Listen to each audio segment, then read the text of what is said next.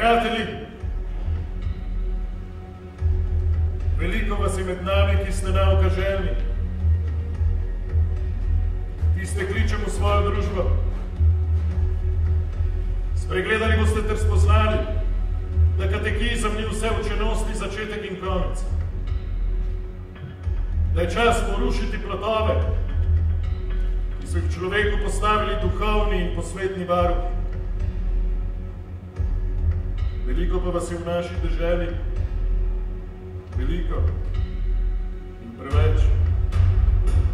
Vam ne bi pomagalo, če bi Bog poslal nad vas vse 4 velike in vse 12 malih prerokov. In tako noč tudi mi ne bomo posvetili. Ne samo v sebi knjige. Prijatelji, gledajte, človek dan današnji še svojemu najbližjemu ni zvest. Ne bratu, ne prijatelju. Še sam sebi ni zvest, ne svojemu spoznanju, ne svoji naturi. Da bi bil zvest temu narodu, ki zaupa na oko in na besedo, kakor otrok. Poglejte, pol leta je komaj, od setve do žetve.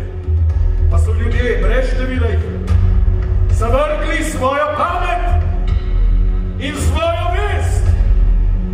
Kako škodljivo breme na tej poti do kruha. Tisti, ki so Boga prej samega zasmehovali, zdaj kleče pred njegovimi nevrednimi hlapci. Prej kletev, zdaj molitev. Beseda pa je vodila slej naprej. Zakaj njih srce je prazno? Nova resnica je obsenčila svet. Izkušen človek mi jo je razložil.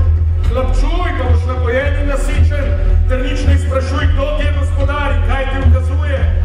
Hlapci, ki so se rade volje prodali, pa so bolj goreči od gospodarja samega. Gospodar se prekriža, hlapec moli rožni velec. Gospodar moli oče naš, hlapec upravlja 9-dnevnico. Bolj skrbnih varuhov nima neumnost. Noč in dan stoje pred njenimi durmi, da je ne zaloti beseda od zunaj, ter ji ne zmoti vernega srca. Nisem govoril o veri, prijatelji.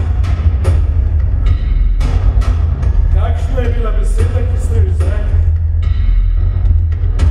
Kaj ste iznašli, da bi me do dna ranili? Hlapci! Za hlapce rojeni, za hlapce vzgojeni! Hlapci!